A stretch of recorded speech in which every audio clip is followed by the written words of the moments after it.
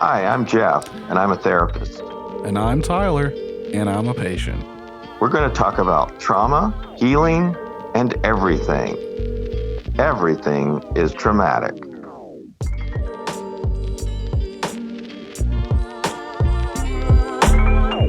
And we are back for our podcast. Everything is terrible. Wait, everything's terrible. I'm sorry, I screwed up. Fuck. Everything is traumatic. Everything is terrible. But our podcast is called Everything is Traumatic. That's right. We apologize to the Everything is Terrible people. Yeah, they're already a thing, right? Is that a thing? Yeah, I think there is one called Everything is Terrible. So. Oh man, we're gonna get lumped in with them so fast. Yeah, we are gonna get sued. Well, maybe not. We'll find out. But thanks for tuning in and listening. Today's episode, we're talking about the Amish, but before we get into it, I know this is a sensitive topic for Jeff, so we got. This is tough. I mean, my emotions are already I can feel myself quivering. I mean, if you listen to last episode, you know how I feel about tolls. This is how Jeff feels about the Amish. Yeah. And we're going to find out why. But before we do that, we're going to give a quick shout out to our top fan, Tiffy Stallsworth, who Tiffy is pretty awesome. She's a local film producer, actress. She is partner with Jameson Stallsworth, who I don't know if he listens to the show or not, but we love him. Oh yeah, he's an amazingly talented filmmaker, and those two together are Knoxville film royalty. So shout out to both of them. Yeah. Let us know you listen, and we'll shout you out.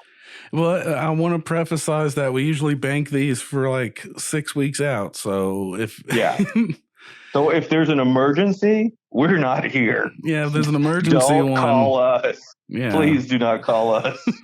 Don't. That we're 6 weeks behind or 6 weeks ahead.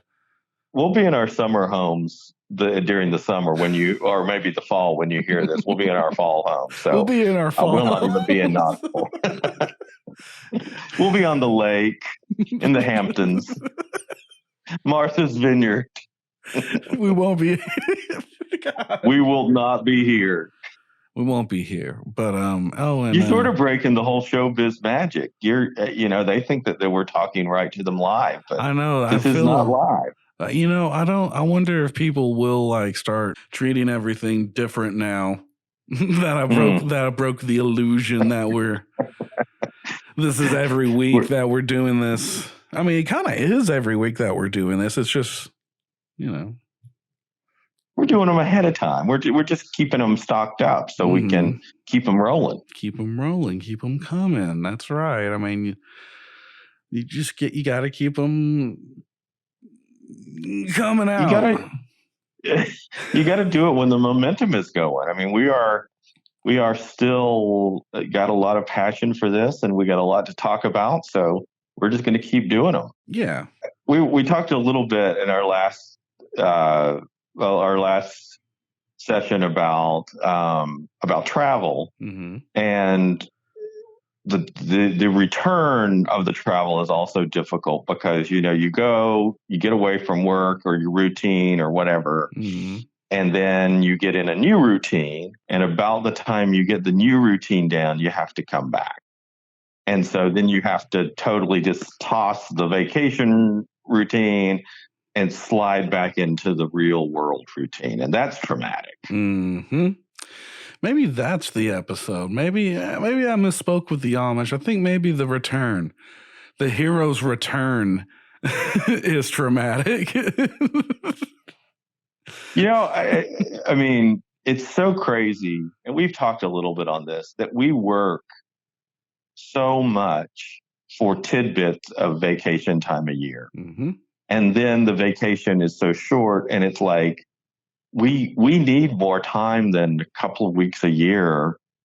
And most people don't get that. It's crazy that we are set up in the system of you work all week long, you have your weekend, and then once or twice a year you get a vacation from the grind. Mm-hmm. Well, it's just an odd system.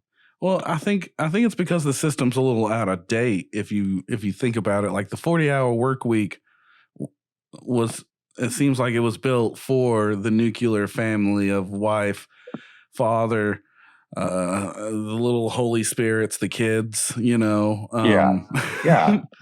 So I feel it's now, that's not the norm. That's not like the standard. Like 40 hours is not enough time. It's not enough time to, it's too much, or it's too much time. I'm sorry. I'm misspoke. Yeah. It's too much work time, I feel. And especially just enough to like be poor, enough to survive. It's totally fucked.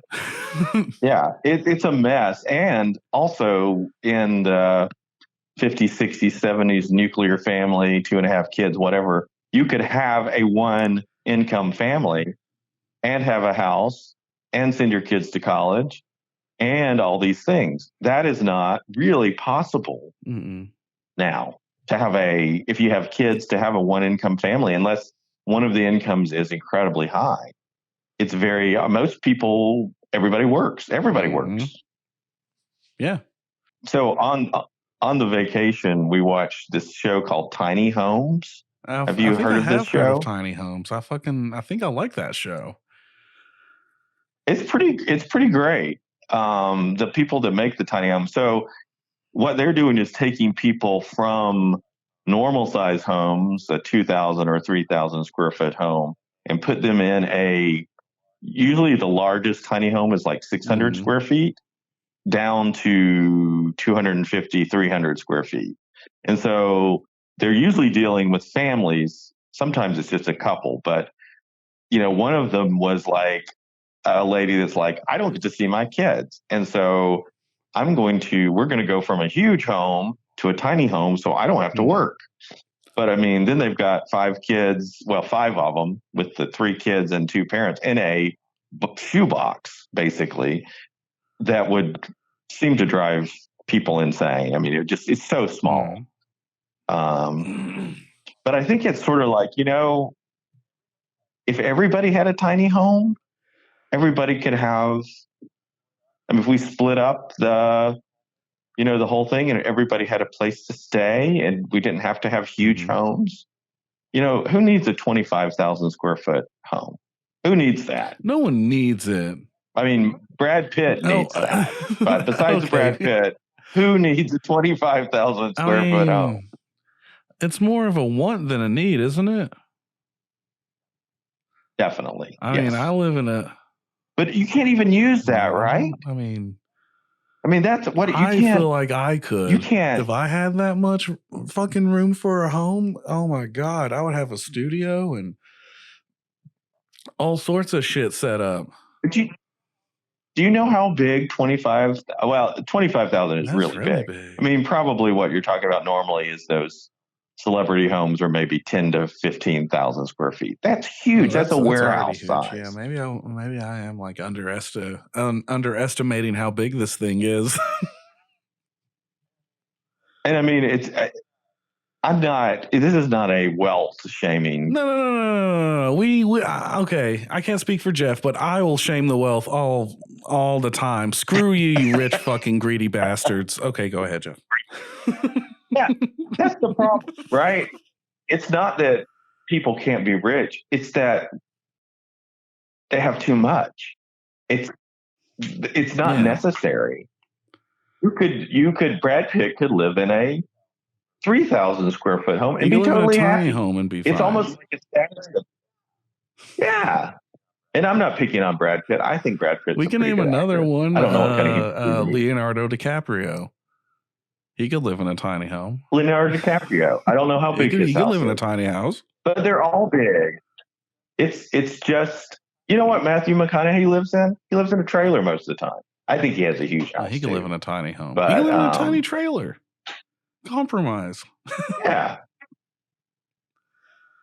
Yeah. We have enough. We have enough in this country and the world that everybody could eat. Everybody could have a home. We have enough.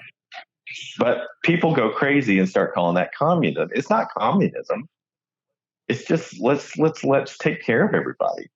Yeah, it scares everyone hearing that word, communism, socialism. Yeah. Which brings me back to my hatred of the Amish. Right. That's what all of this was a roundabout way to getting, because that's the most tiring part of trying to get back into the work schedule, the work week, especially going up to where you went to. We went to Pennsylvania, Coatesville area right outside of Philadelphia, and there is a lot of Amish farms there. And just quick disclaimer, I think the Amish are probably wonderful people, right, but their haircuts really annoy me. And the whole pants thing they wear, those pants that the men wear, I don't like it. I don't like it at all. I mean, it's just like, we don't have to wear pants that other people wear. We get to wear our own pants. Wait, what's their pants thing? Their pants are weird. They're like they have buttons in them and stuff. I don't know if they can't use zippers because it's too much technology. Okay. They're like flannel pants. They're flannel. They look comfy. They are healthy, I think. I've never seen a overweight Amish person. Have you ever seen a picture of an overweight Amish man? No. What I meant to say was they look comfy.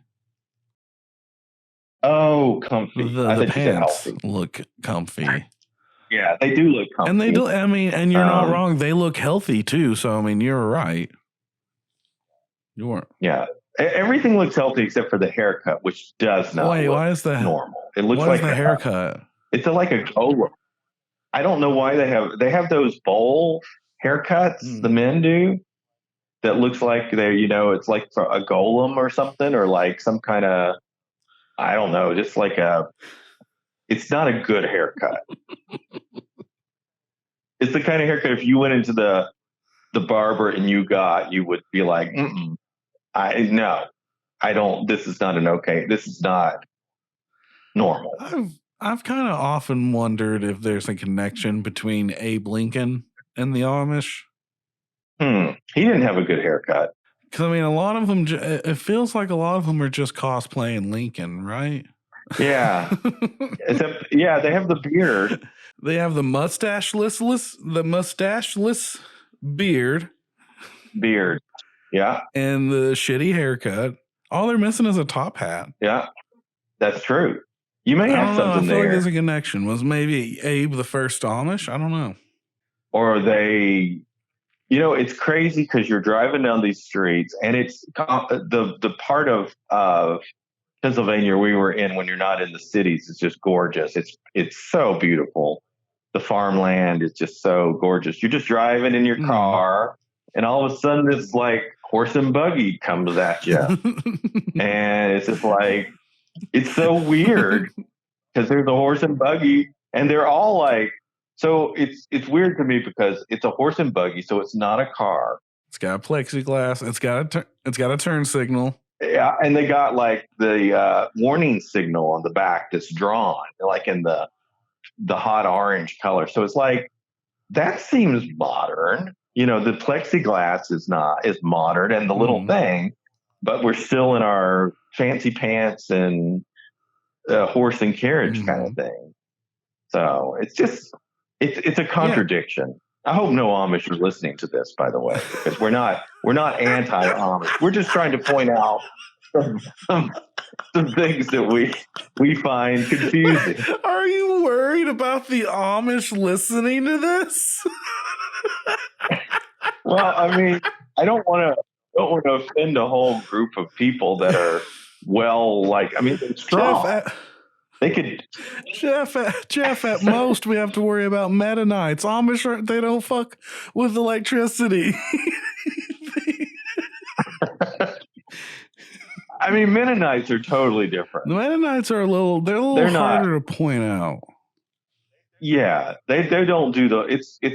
I think they may even drive cars. Yeah, some of them they drive trucks and stuff.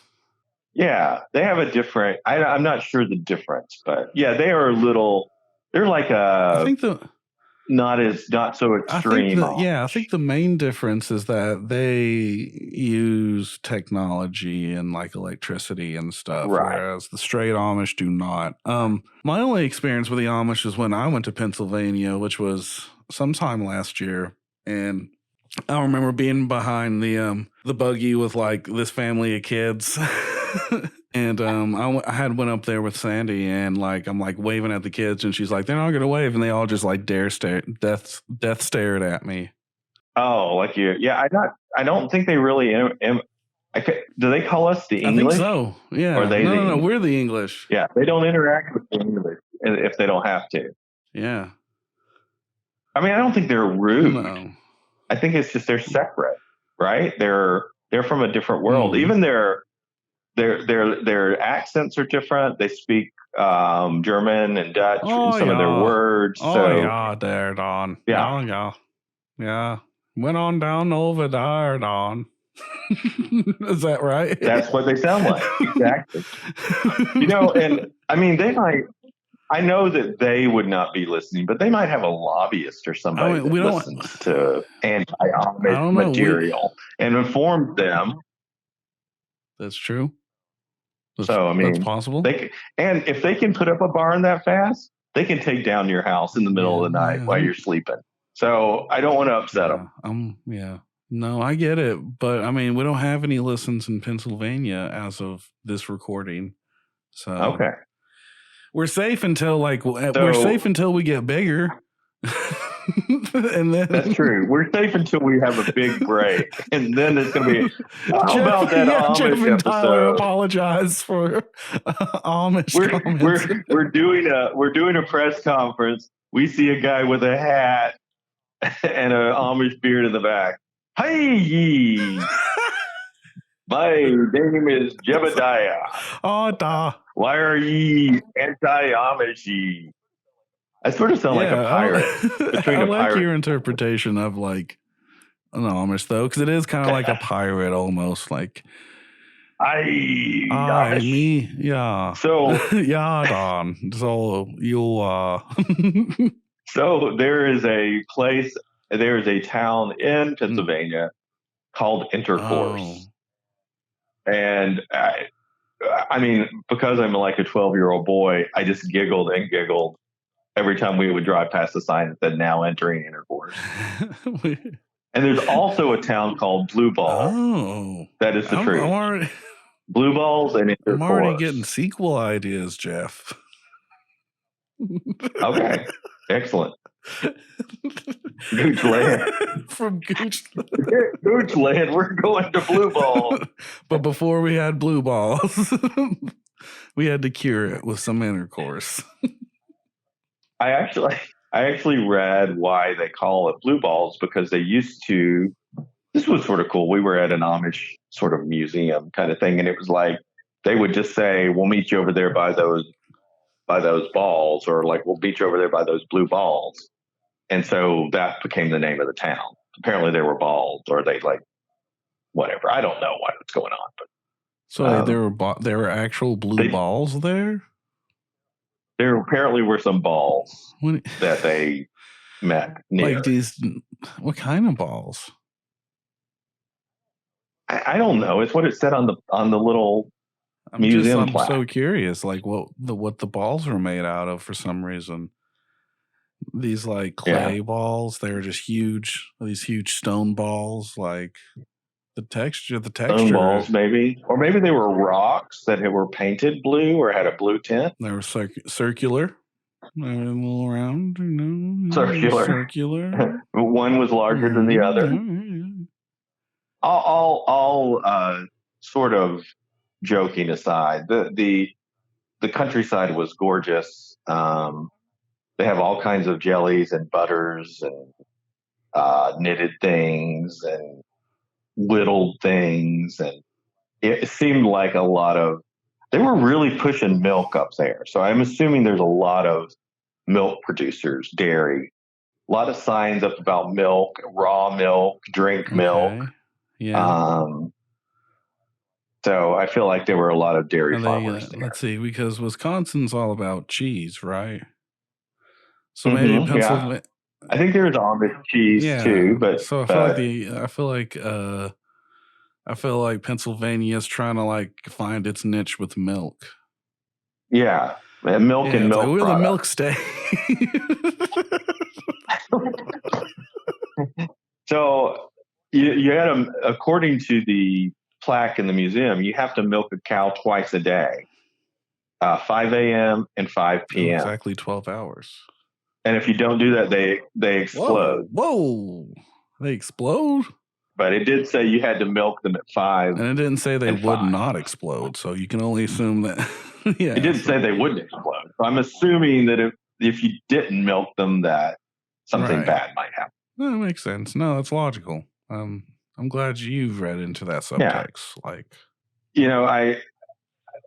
I don't think I saw anybody Amish that wasn't in a buggy, although it's possible that I did, but I don't reckon I didn't. Maybe they were incognito. Wait, I'm sorry. Say that sentence again. I didn't meet anybody Amish that wasn't in the buggy. Okay.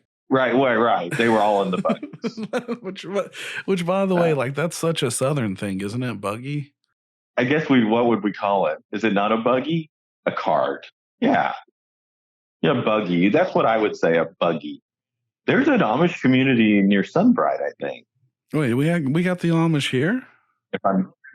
I think there are Amish in Tennessee. Yes. I think our equivalent to the Amish are tractors. You know, like their buggies, like our equivalent is like tractors being in the way. Tractors. I've never seen in Tennessee the buggies on the road or the carts on the road. I've seen tractors on the road.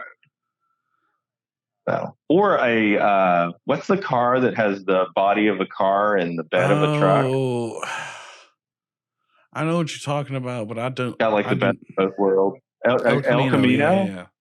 Yeah, that's just a totally useless vehicle. Why is it useless? I mean, you got no room. I mean, you got room for two, and then you've got sort of a low truck bed thing that I guess you could put stuff in, but you can't put two other friends there. Oh, yeah. I guess if you're driving with illegally where you're in the back, that would be just fine. Even if it wasn't legal, Jeff. I mean, I'm not encouraging people to do illegal things, but I've always seen it done here in the South, that people just ride in the beds of trucks and beds of cars. There's that used to happen more. That used to happen more in the past. I mean, the 70s and 80s, they were a bad time. Car safety stuff out the window. There was none. There were no seatbelts.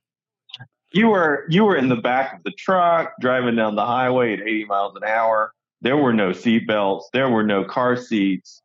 It was just survival of the fittest. We'd get in a station wagon in the back little carried area. There'd be like 12 people in a car. You know, it was just chaos. Utter chaos. No bicycle helmets. None of that. It got better around the 90s, but it was still a little lax. Well, that's what's wrong with the kids today. They're pampered. They didn't have to risk their life riding in the back of a station wagon that had paneling on the side. Their pull-down screens and built-in DVD players. Yeah, they are.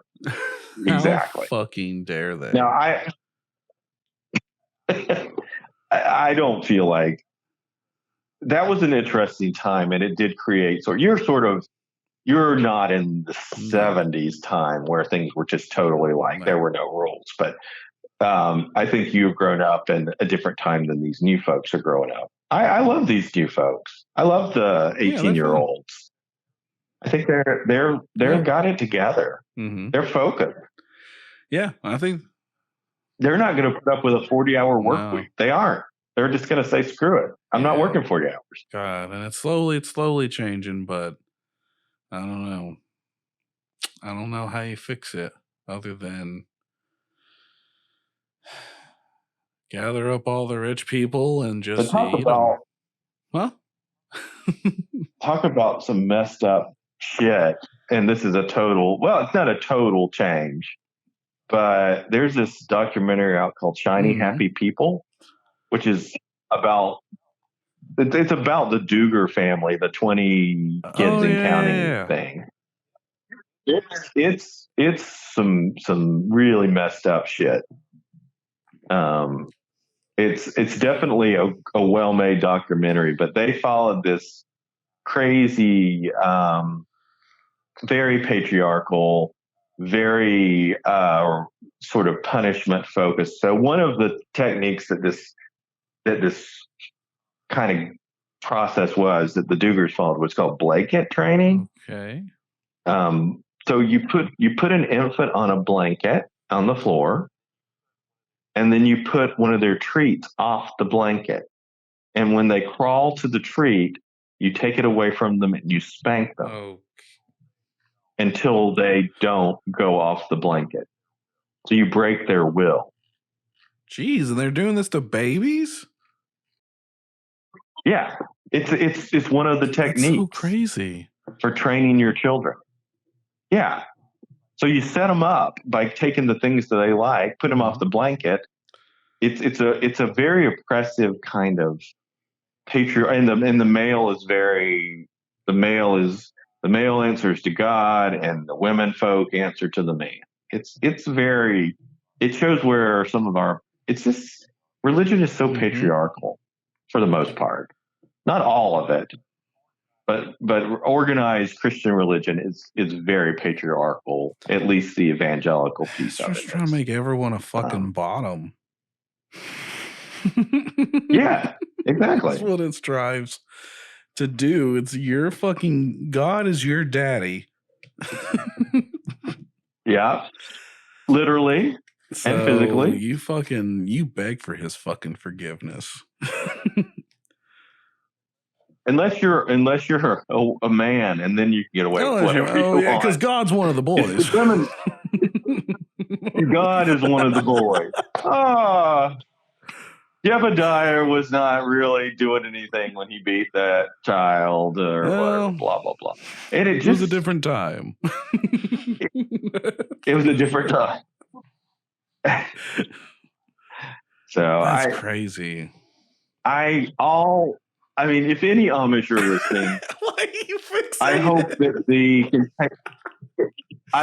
thee can take it the joke, because we don't really hate thee. I'm worried that this is going to get back to them. They do not use electricity at all. What makes you think they're using the internet? I don't know, but I mean, and it would take them a long time to get down here in their carts and horses. But if they got down here and they found us, they might be angry. Yeah, it's going to take them forever to get down here. I'll be 80, and I'll be in a nursing home, and some Amish man will just come in and punch me in the mouth and walk away. And then I'll know that it got back to them. Just don't.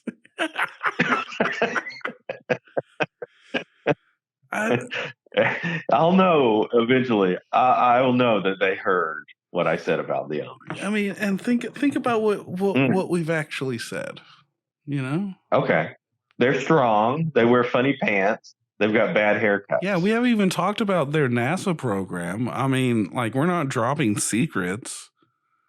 Yeah, that's the kind of thing that I think if we talk about their space aspirations, that could possibly get us into trouble. Yeah, that's what's going to get us shot, Jeff, is talking about their space program. But do they use guns? I guess a gun is not like a musket, machine. Maybe. I guess you have to shoot a cow every now and then. I mean, hold on. That's a good question. Cow. Do Amish use guns? I feel like they do. Are there any Amish experts out there that we could consult? Also, any anti-Amish lawyers for defamation, just in case any of this gets back to them. We may need a good legal team to take care of us. This is the episode you're worried about getting flagged. Yes, Spotify has flagged this for hateful episode content towards as trigger warning. Extreme Amish hatred. If you're Amish, turn it off now. See, Jeff, I think there is a big difference between the Amish and these newfangled tolls that take a picture of your license plate and invade all of your privacy. Oh, yeah. Hey, we didn't run into any of those. We didn't run, but they were around. But we did not run into them. That's good. That's good because that's treading on your rights. I feel it's treading. What do you think about the red light camera? Oh yeah, I got one of those in the mail, and I was freaking out, wondering if I had to pay it. And I looked it up, and I was just like, "Fuck them." No, you don't have to. And they make it feel like that you do have to pay it. And then if you don't pay it, they send you a letter from a law firm that says you have to pay it. But if you read on it, it says this can't affect you legally, it can't affect your license, and it cannot affect your insurance. So it's just a big money-making scam. Oh, man. Those are up there with the tolls. Those red light. I don't like it. I think they're going to have some toll roads in Tennessee soon. So I don't know what we're going to have to do to keep you from just totally going crazy, because once the tolls hit, fast. I mean, from what I understand, it's going to be to Nashville. And I don't go to Nashville a lot, but still, I'll get a little fast pass or I'll fight it. I'll take it to the Supreme Court. I'm not a libertarian person that is anti-taxes, but I was trying to think of the kind of taxes we pay on stuff. And it's just so there's taxes on top of taxes on top of taxes. So we pay for gas, and then the state has a tax. The federal government has a tax. If we buy alcohol, there's a state tax on top of the alcohol that's on top of the sales tax, right? So they pay an excise tax or an incise tax. I don't know. I didn't listen in economics, but everything has a tax on it. Oh yeah, sales tax. I mean, but alcohol has an extra tax on it because alcohol is controlled and taxed in a different way. So I think and it's also a non-required thing. So it can be heavily taxed, cigarettes or whatever. And I'm wondering if they're going to figure out how to start taxing the CBD stuff. I mean, they kind of already do, in a way. It's expensive, man. CBD stuff, even without the Delta 8 stuff, is expensive. It's very expensive. And I wonder if it was legalized. If, let's say, pot was legalized in Tennessee, would the prices go down? Because then they would federally tax it.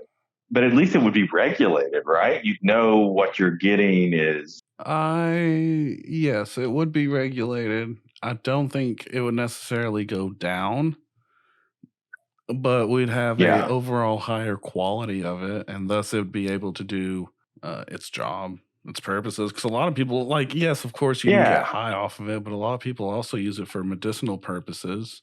Yeah. Well, and I think the whole thing is there's no regulation. So you don't know if you buy CBD from a place, if there's you don't know what it is. It's probably fentanyl. From a store? I mean, since there's no regulation. Well, there is regulation for the CBD that's sold in stores. Oh, there is? Yeah, there has to, yeah. Well, I don't really get mine from a store. Right. there's a guy. He has a car, burnout car. Are you sure it's CBD? I throw him You sure it ain't THC? I don't know what it is. It might be.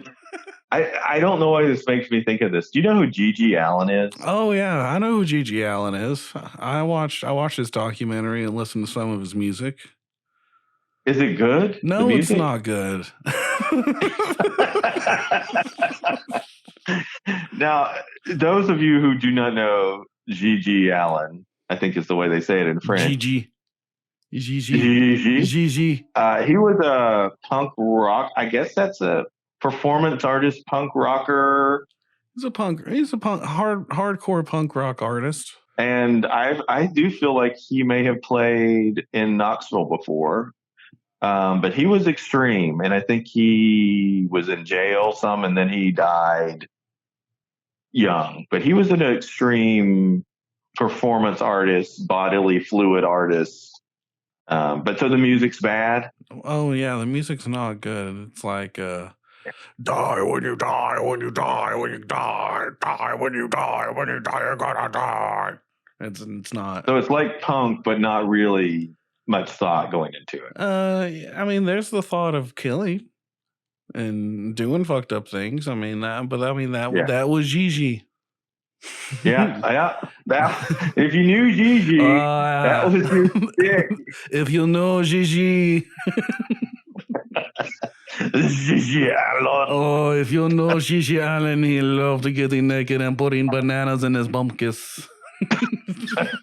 I think one of his sticks was to defecate on stage, if I'm correct. Yes, it was to defecate, get butt naked, fight the crowd, shit on stage. Yeah. The documentary, the documentary I watched, I think it's called Hatred.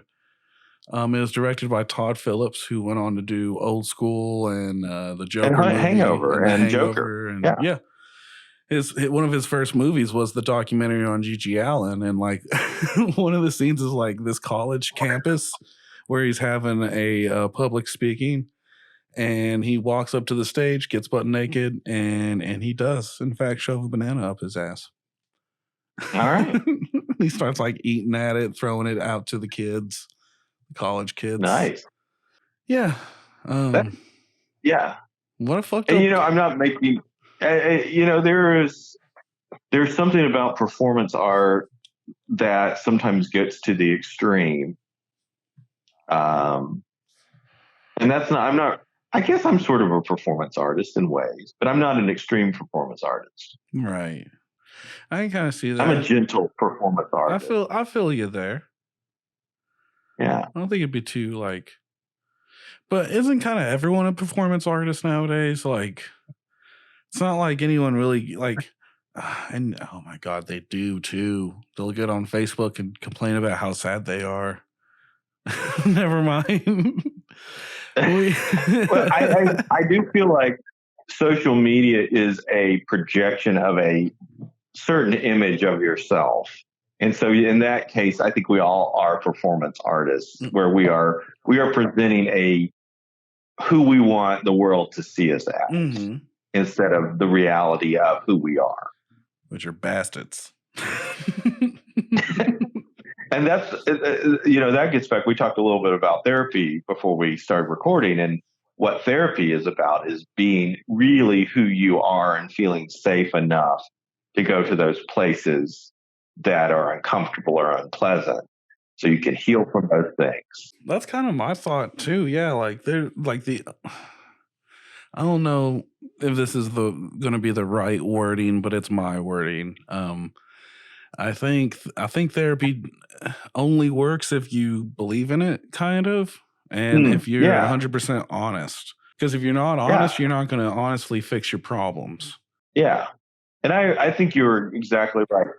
It works if you work it. You have to go and be willing to. It doesn't matter who your therapist is. There's good therapists, not so good therapists, but unless you go and really give your all and really work, it's not going to work for you, because it's about you sharing these very sensitive, scary things, feeling bad sometimes, the willingness to feel bad and to feel sad and to take off the facade of normal, where we put on a facade, when we're at work, we have to be a certain kind of person.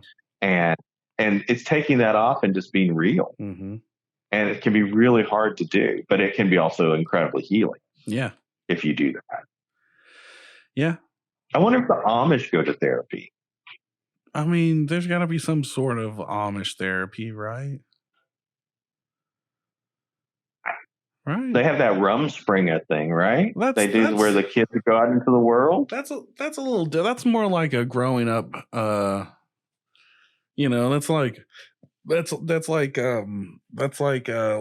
the Jewish equivalent? Fuck, it's not a brisk. No. It's or okay, hold on. What's the Spanish equivalent? Quinceañera. or a walkabout, or it's like you're going out in the world, right? You're just trying out what the world has to offer. If you want to deciding if you want to go out and live in the real world, or do you want to like experience it and then come on home and never join it. That seems like a sort of a good idea, right? Yeah. Try it out. Yeah. You brought up the bris thing. I'm wondering if Amish are circumcised. Oh God, no. Probably not. Probably not at all, Jeff. They definitely look like turtles and turtlenecks. I mean, do they have their kids in a hospital or like a field? They rub some dirt in it, right? No, like surely they have a birthing buggy. The Amish got to be a little more involved than that. They got to have like a Dr. Amish. An Amish doctor? Yeah. Oh, here's your problem there. You need some more cheese.